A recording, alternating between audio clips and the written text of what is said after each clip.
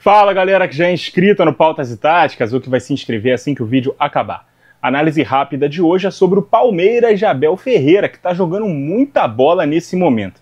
Perseguindo o Flamengo na liderança do Campeonato Brasileiro, classificado para as semis da Libertadores, e apesar de ter caído para o Corinthians nas oitavas da Copa do Brasil, mais uma vez essa eliminação foi o estopim para uma mudança que fez o time encontrar o melhor futebol da temporada.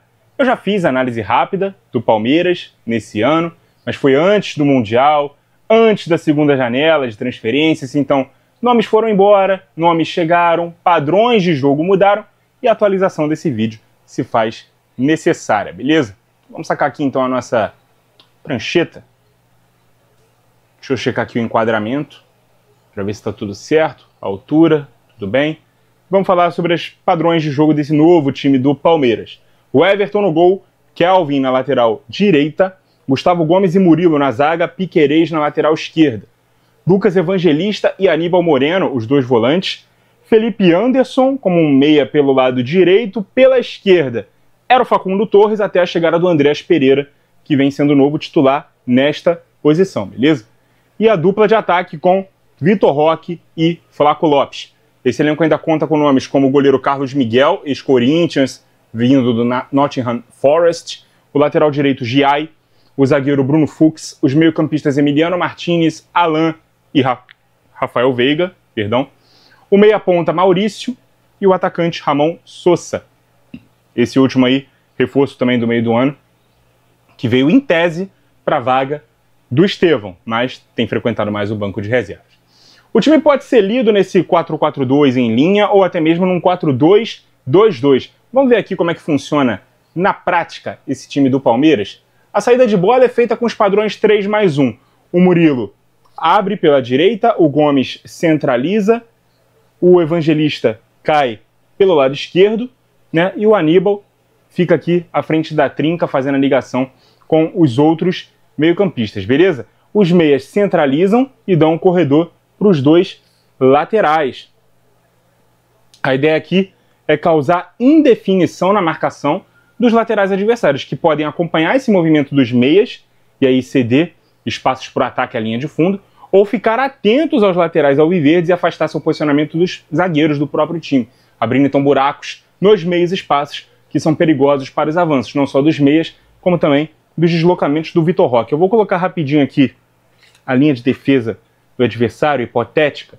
Perceba que se o time parte com esse posicionamento aqui, né, dos meias, se eles centralizam e os laterais acompanham, o espaço fica livre para os laterais do Verdão poderem ir para a linha de fundo. Agora, se eles ficam atentos a esse posicionamento, esse espaço aqui, ó, aumenta, e aí tanto o Vitor Roque pode fazer essa flutuação, quanto os próprios meias que centralizaram, né, podem atacar esses meios espaços, esses buracos que se abrem, beleza?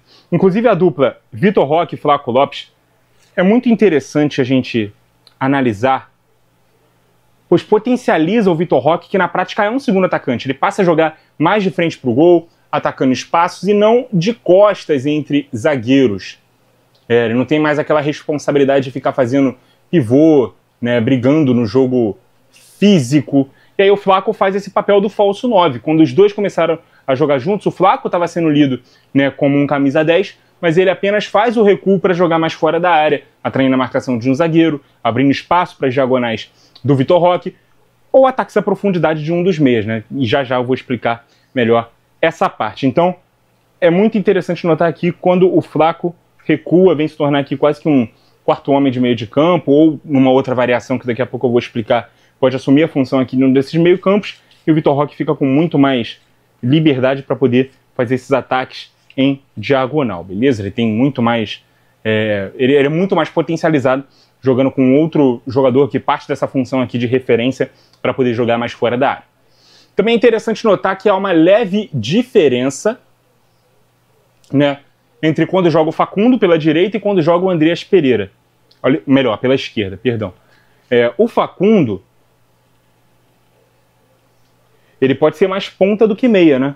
Ele costuma se juntar aqui à linha dos atacantes quando o lateral sobe. Com isso, o Flaco é quem sai da área e vem se tornar aqui, né, um desses meias, né, se torna momentaneamente aqui esse jogador na variação ofensiva por 3-1-4-2, beleza?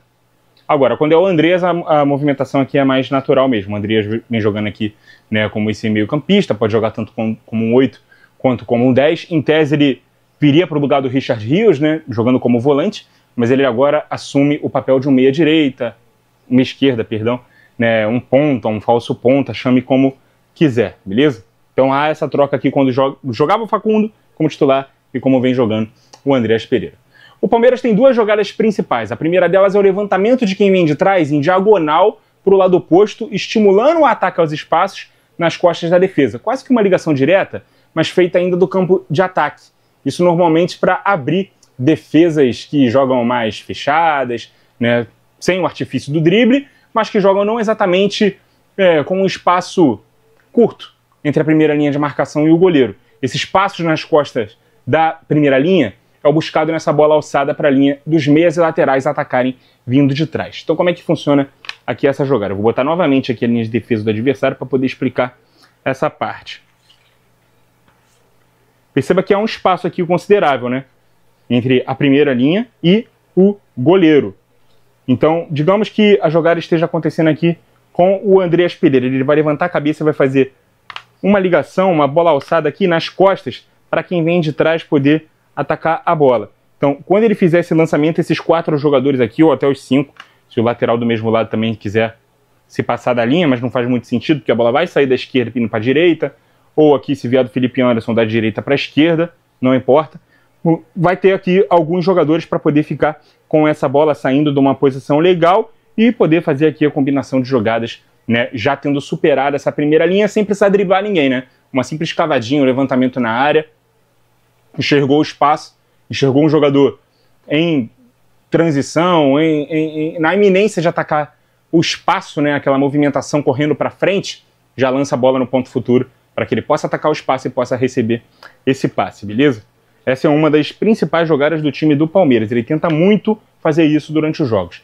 A segunda jogada é a bola em profundidade, buscando principalmente os espaços entre zagueiro e lateral. O time usa muito bem a movimentação do Vitor Roque em X em relação ao meia que sai de fora para dentro. Então, quando um sai do ponto aberto, aqui no caso, o Andreas Pereira, por exemplo. Não vou dar o exemplo do Felipe Anderson.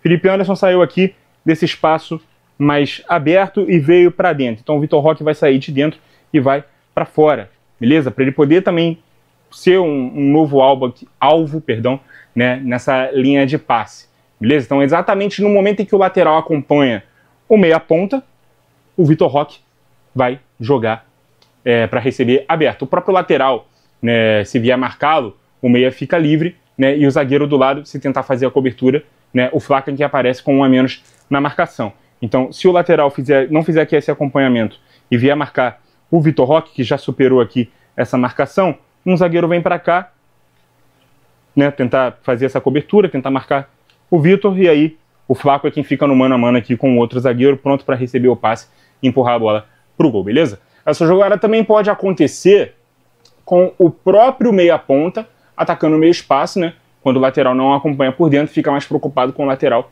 do Palmeiras. Então ele prende a atenção do marcador, enquanto esse meia sobe para atacar e tentar um cruzamento rasteiro ou uma bola ajeitada para quem vem de trás, já que seu ataque vertical empurra a defesa e abre espaço entre ela e a segunda linha. Então aqui é um outro tipo de jogada, menos complexa, né? Um pouco mais simples, realmente, que é o seguinte.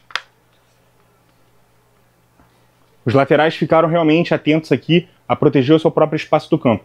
Esse jogador vai fazer essa corrida. Quando ele fizer essa corrida, os jogadores aqui vão também fazer esse acompanhamento e aí ele vai poder fazer um passe rasteiro para quem vem de trás ou no segundo pau poder também finalizar com um toque só na bola, beleza? Deixa eu tirar aqui agora a linha defensiva do adversário para a gente poder falar de fase defensiva do jogo. Vou colocar todos os jogadores aqui nos seus posicionamentos normais também.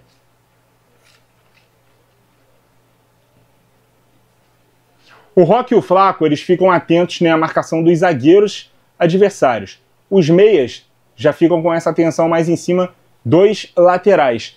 E o Evangelista, né, que é esse segundo volante, ele fica pronto aqui para poder fazer esse salto de pressão.